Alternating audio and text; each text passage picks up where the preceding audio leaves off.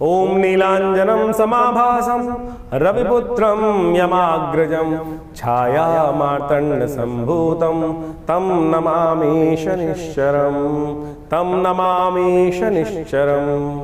नमस्कार, स्वागत है आपका आचार्यवाणी में। मैं आचार्य डॉक्टर विक्रमादित्य आपके साथ हूँ। आज का विषय हमारा है मेष राशि, मंगल प्रधान राशि। मेष राशि वालों के लिए शनि का ये परिवर्तन, वक्र गति में चलना, जो काफ़ी लंबे समय तक है और 28 नवंबर तक, ये 4 महीने तक अपनी वक्र गति में चलने वाले हैं। और वक्र गति का योग भी बड़ा विचित्र है। आप समझें शनि महाराज को, शनि महाराज आपकी 7.5 आरंभ कर चुके हैं और शनि महाराज की 7.5 में क्या होता है, राम राम राम कर हम ये कहते हैं जल्दी समय कटे, जल्दी समय कटे, जल्दी समय कटे। लेकिन शनि का ये वक्रत्व जो है ये बड़ा विशेष होता है। ये जलाता है अंदर से, समझाता, दिक्कत करता है कि शनि महाराज क्या वक्रत्व होता है कि बड़ी मुश्किल से तो शनि महाराज मार्च में बदले थे। मार्च से अब जब जुलाई तक आए तो 7.5 अंश तक आगे आ गए। और आप समझे विडंबना ये है कि फिर दोबारा वापस उन्हीं अंशों में वापस जाने वाले हैं, पूरे 0 अंश तक वापस जाएंगे। कहाँ जा रहे हैं, किन नक्षत्रों में चलेंगे?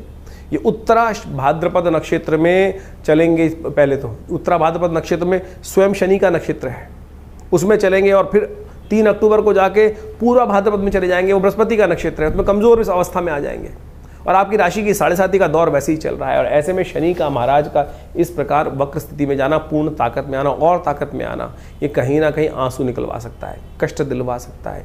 इसलिए शनि को मनाना पड़ेगा आपको। खास तौर पर शनि को मनाओ, सदा सुख पाओ, इस बात का खास तौर पर ध्यान रखते हुए कार्य करना पड़ेगा। ये शनि महाराज आपके बाल उड़वा देगा। इस वक्त ग्रह नक्षत्र इस प्रकार लग रहे होंगे कि जिस प्रकार का योग बना रहे हैं, खासतौर पर ये अन्य सिर के बाल झड़वाने के योग भी बनवा देगा। इस वक्त ऐसे योग बन रहे हैं कि शनि धीरे धीरे धीरे आपके बालों को, आपकी बालों की खासतौर पर सेवा करने की जरूरत पड़ेगी आपको। चिंता मत करना, ज़्यादा चिंता करोगे और खासतौर पर ध्यान नहीं रखोगे तो ये शरीर की इम्यूनिटी कम करते हुए स्थिति को उत्पन्न कर देगा। लेकिन एक बात ग्रह नक्षत्रों के दृष्टिकोण से और भी दिखाई देती है। यदि आपके बाल इस वक्त ज्योतिष के दृष्टिकोण से, वो बताएंगे हम आपको बात, खासतौर पर ये खास रहस्य की बात है, थोड़ी देर में बात करते हैं। लेकिन बाकी बहुत सारी बातें, इस बात को ध्यान रखने की जरूरत है। इस वक्त शनि के साथ जो संबंध बनने वाले हैं, इस गोचर के दौरान में जो शनि के साथ योग बनने वाले, वो गोचर के और ग्रहों के समझना पड़ेगा आपको। शनि महाराज बृहस्पति की राशि में चल रहे हैं और शनि के साथ इस वक्त आरंभ काल में बृहस्पति, शनि का और मंगल का षडाष्टक योग चल रहा है, एक दूसरे से छठे हैं।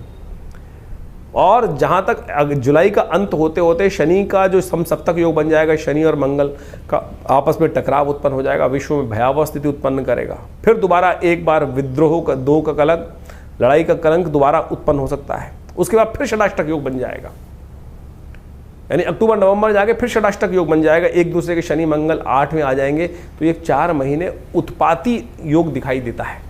और ऐसे में ये उत्पात करता रहेगा तो आपको बहुत सावधानी के साथ अपने समय को गुजारने की ज़रूरत, ध्यान देते हुए कार्य करने की ज़रूरत है। तो ऐसे में कुछ खास उपाय हम आपको बताने का प्रयास कर रहे हैं, वो जितना करते रहेंगे। एक तो खासतौर पर ध्यान रखें, हनुमान जी का स्तवन लगातार करें। हनुमान जी का जितना स्तवन करेंगे शनि की 7.5 का प्रभाव उतना कम होगा। नहीं तो शनि की 7.5 का प्रभाव जो है वो हमेशा कष्ट देने के योग बनाता ही है। तो आपकी राशि से 12वें भाव में शनि की 7.5 का दौर शुरू हो गया है आपके ऊपर। तुला दान करें, अपने वजन के बराबर। हर 3 महीने बाद सतनाजे का दान शनिवार के दिन अवश्य करने का प्रयास करें। शनि का कम से कम मंत्र जप अवश्य करने का, ओम प्रांग प्रींग प्रोंग से शनिश्चराय नमः, इसका मंत्र विशेष तौर पर जप करने का प्रयास करें। एक काम और करें, गुलाब के पुष्प आपको मिल जाएंगे। गुलाब के पुष्प लेकर, खासतौर पर जहाँ हनुमान जी का मंदिर हो और जहाँ वहाँ पर हनुमान जी के मंदिर में कहीं भी जाकर आप विशेष तौर पर हर शनिवार के दिन वहाँ कहीं ना कहीं डाल दिया कीजिए। और यदि किसी जगह में ऐसे जहाँ पर डालने के बाद कोई पेड़ हो, जहाँ पारिजात का पेड़ हो, उसके नीचे दबा देंगे तो कहा जाता है कि शनि के तमाम दुष्प्रभावों को ठीक करने के लिए बहुत अद्भुत रूप से कार्य करेगा। गुलाब के कुछ पुष्प ले जाकर, फूल ले जाकर, ओम प्रांग प्रींग प्रोंग से शनिश्चराय नमः इस मंत्र का जप करते हुए हनुमान जी की मूर्ति जहाँ हो और वहाँ पर पारिजात का पेड़ लगा हो, पारिजात का यानी हार श्रृंगार का पेड़ लगा हो, हार श्रृंगार के पेड़ की जड़ में जो लाल पुष्प हैं वो यदि दबा दें आप, शनिवार के शनिवार ये उपाय करना शुरू कर दो। देखिएगा शनि महाराज की कृपा से, हनुमान जी की कृपा से शनि का दुष्प्रभाव धीरे धीरे कम होने का योग बन जाएगा। 7.5 को काट करने के लिए इस वक्त आपकी राशि के दृष्टिकोण से ये बहुत चमत्कारिक उपाय है, इसको करने का प्रयास करें। हमने जिससे भी कराया हींग लगे ना फिटकरी, रंग चोखा होने के सुंदर योग बने। आप भी इस सिद्धांत को समझते हुए कार्य करने का प्रयास कर लीजिए। शनि महाराज इस वक्त बड़े विचित्र योग बना रहे हैं आपकी राशि के दृष्टिकोण। 7.5 चल रही है, टाइम खराब, सेहत खराब, पैसा खराब, गाड़ी बहुत सावधानी चलानी है, जल्दबाजी नहीं करना है, दिमाग को शांत रखते हुए कार्य करने की जरूरत है। बहुत लंबा दौर है ये शनि का, करीब करीब 2032 तक आपकी 7.5 चल रही हैं। तो शनि को मनाते रहिए, शनि स्तोत्र पाठ करते रहें। अभी हम बहुत सारी और व्यवस्थाएं बताएं। आपकी राशि के दृष्टिकोण से 12वां भाव बृहस्पति की राशि का भाव है और वहाँ चल रहे हैं शनि महाराज। और बृहस्पति और शनि का संबंध बड़ा अच्छा नहीं माना जाता, खराब माना जाता है। उसके लिए शास्त्र में अनेक कथाएं वर्णित हैं। तो ऐसे में शनि को मनाना आपके लिए बहुत ज़रूरी है। महामृत्युंजय मंत्र का जप करते रहिए। ऐसे में ये शनि का जो दृष्टि भाव जहाँ जहाँ पड़ रहा है, लोन पास जरूर करा सकता है, लेकिन ये शनि की 7.5 का आरंभ काल है आपकी राशि के दृष्टिकोण से। और आरंभ काल शनि की 7.5 का धीरे धीरे व्यक्ति को फंसाता जाता है। तो अभी तो आपको ऐसा लग रहा होगा कि बहुत अच्छा दौर चल रहा है, जहां हाथ डाल रहे हैं लोग हाँ करते चले जा रहे हैं, लेकिन ये ट्रैप में फंसा रहे होंगे लोग आपको। इसलिए सावधानी के साथ चलने की ज़रूरत है। विश्वास मत करना, बियॉन्ड जाकर विश्वास करना कहीं भी ठीक नहीं होगा।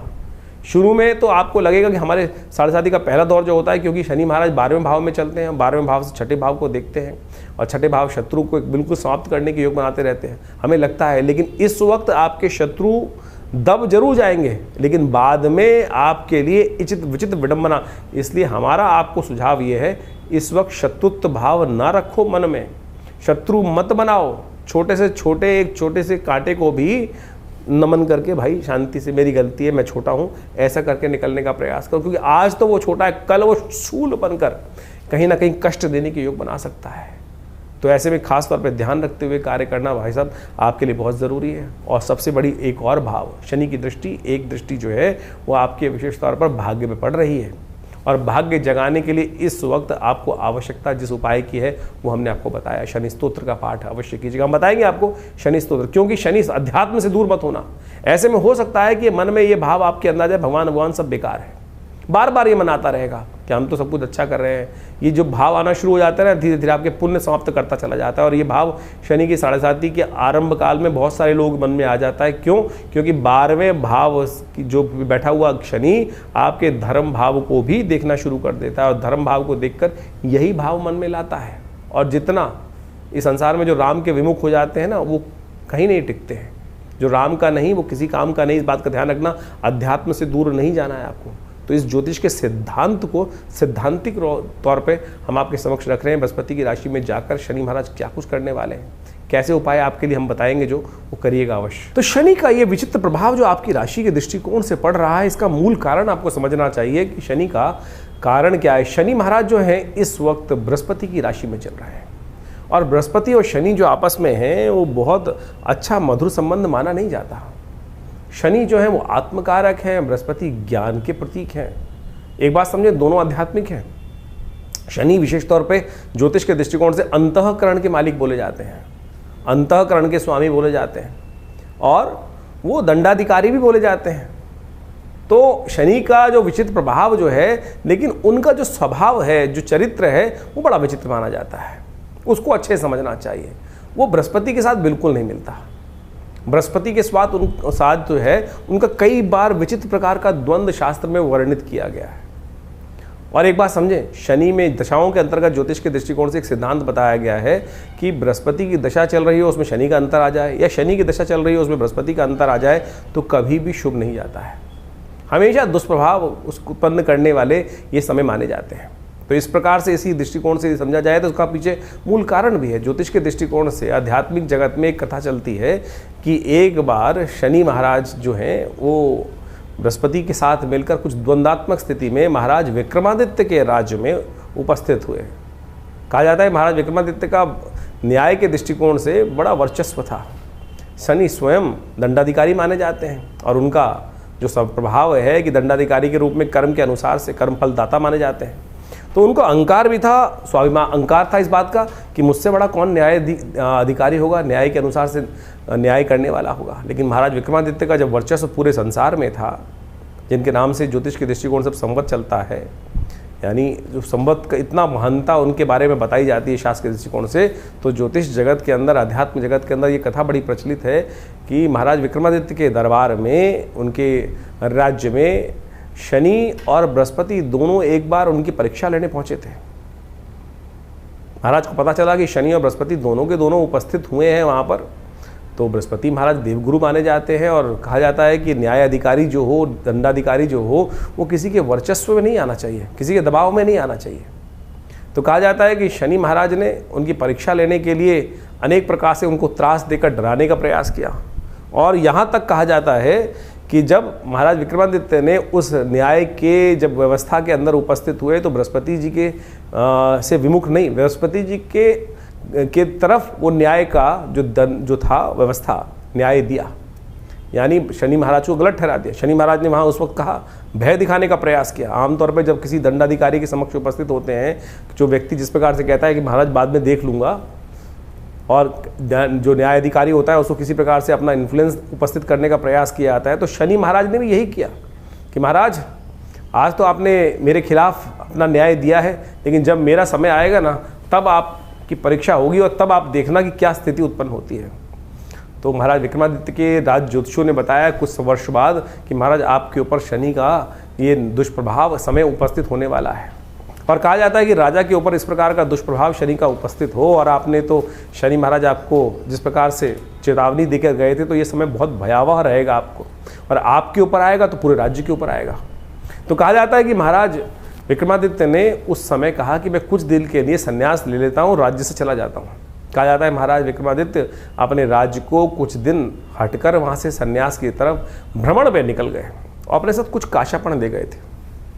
कहा जाता है काशापण ले जाते हुए कहीं एक जगह शनि महाराज की ऐसी बुरी स्थिति हुई, शनि ने अपना इतना दुष्प्रभाव उनके ऊपर दिखाया कि महाराज विक्रमादित्य को बर्तन मांजने पड़े एक जगह। कहा जाता है कि जब एक जगह कहीं छोले खा रहे थे, चने खाने के लिए कुछ पैसे, उसको कहा कि भैया ये पैसे रख देता हूँ, वो काशापण स्वर्ण के काशापण थे, वो कोयले के बन गए। और जब उस छोले वाले ने, दुकानदार में हाट वाले ने देखा कि अरे ये काशापण जो इन्होंने रखे थे कहाँ है काशापण, ये तो कोयले हैं, तब उसे बर्तन महाराज विक्रमादित्य से बर्तन तक मंजवा दिए। लेकिन वो विक्रमादित्य महाराज तटस्थ, बिल्कुल हिल के डिल नहीं हुए कि जो है भाग्य में वो जिस प्रकार से रहेगा। तो बाद में कहा जाता है शनि महाराज ने आके उनको वरदान भी दिया कि आपकी परीक्षा हमने ली और आप उस परीक्षा में उत्तीर्ण हुए। तो ये प्रभाव कई प्रकार से है, यानी शनि और बृहस्पति का जो द्वंद्व है वो जगत प्रचलित है। और इस वक्त शनि महाराज बृहस्पति की राशि में ही चल रहे हैं, और बृहस्पति की राशि में चलते हुए शनि महाराज का प्रभाव, जैसा हमने आपको बताया आपकी राशि के दृष्टिकोण से होने वाला है, उसको अच्छे से समझ लीजिएगा। उसके उपाय जो बता रहे हैं वो कर लीजिएगा, जो उपाय बताए हैं उनको अच्छे से समझ लीजिएगा। शनि के संबंध में अनेक उपाय शास्त्र में वर्णित है। कहा जाता है ना, शनि को मनाए सदा सुख पाए। शास्त्र के दृष्टिकोण से आप समझ लें, शनि को मनाने के लिए शास्त्र में अनेक अनेक उपाय वर्णित हैं। जितना हो सके शनि को मनाने का प्रयास करना चाहिए, और शनि को मनाते रहेंगे तो जीवन में सुख पाते रहेंगे। शनि विशेष तौर पर जो प्रसन्न होते हैं आपके कर्म से ही प्रसन्न होते हैं। एक तो एक बात ध्यान रखें, जो गलत कामों में जाएंगे तो फिर शनि दंड देंगे ही देंगे। शनि दंड नहीं देते हैं, आपके कर्म ही आपको दंड देते हैं। इस बात को हमको भाव समझ लेना चाहिए। अब वो दंड या तो आप सह लें या फिर उसको पश्चाताप के तौर पर अनेक अनेक शास्त्र में जो तप के रूप बताए गए वो तप करें।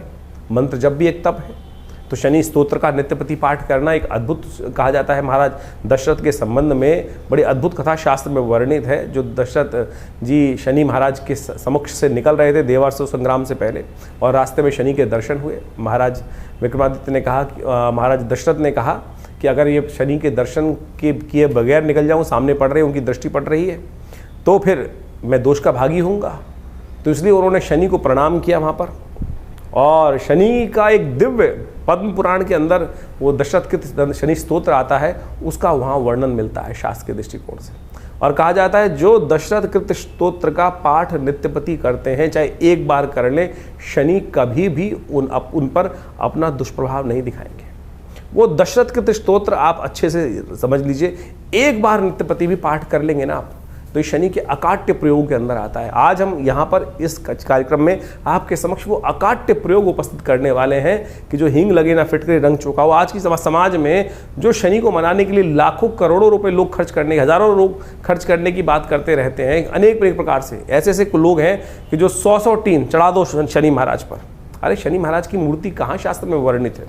शनि का विशेष तौर पर जो वर्णन जो मिलता है वो तो सीधा साधा वर्णन मिलता है कि शनि मंत्र जप करो, लेकिन आज लोग शनि की बड़ी से बड़ी मूर्ति स्थापित कर रहे हैं, शनि को बड़ा कर रहे हैं। इस कलयुग में यही समस्या है भगवान बड़े नहीं कर रहे हैं, शनि के प्रताप को बड़ा करने के लिए बड़ी से बड़ी मूर्ति लगाए चले जा रहे हैं। कहाँ शास्त्र में? तो आप समझें, ये जो तथाकथित तौर पर आज की तारीख में जो एक हाट बना दिया है लोगों ने, उसको शास्त्र में सीधा साधा प्रयोग वर्णित है। धन खर्च करने से कोई ग्रह आपके ऊपर प्रसन्न नहीं होने वाला। सदकर्म करने से, तप करने से ही ग्रहों की जो अनिष्ट जो प्रभाव है वो आपके लिए शुभता की तरफ परिवर्तित होगा। तो शनि का दशरथ कृत स्तोत्र अद्भुत स्तोत्र है। शनि महाराज का स्वयं आशीर्वाद है दशरथ जी को दिया कि जो इस स्तोत्र का नित्य प्रति पाठ करेगा, एक बार भी पाठ करेगा, उसको शनि जीवन में कभी त्रास नहीं देगा। शनि स्तोत्र इस प्रकार से पद्म पुराण में कहा गया है। ओम नमः कृष्णाय नीलाय शितिकंठ निभाय च, नमः कालाग्निरूपाय कृतांताय च वै नमः। नमो निर्मांसदेहाय दीर्घशंशुजटाय च, नमो विशालनेत्राय शुष्कोदरभयाकृते, नमः पुष्कलगात्राय स्थूलरोमणे अथ वै नमः। नमो दीर्घाय शुष्काय कालं द्रष्ट नमोस्तुते, नमस्ते कोडराक्षाय दुर्निरीक्षाय वै नमः। नमो घोराय रौद्राय भीषणाय कपालिने, नमस्ते सर्वभक्षाय बलिमुख नमोस्तुते। सूर्यपुत्र नमस्तेस्तु भास्करे भयदाय च, अधो दृष्टे नमस्तेस्तु संवर्तक नमोस्तुते। नमो मंदगते तुभ्यं नृस्तंशाय नमोस्तुते। तपसा दग्धदेहाय नित्यं योगरताय च, नमो नित्यं क्षुधार्ताय अतृप्ताय च वै नमः।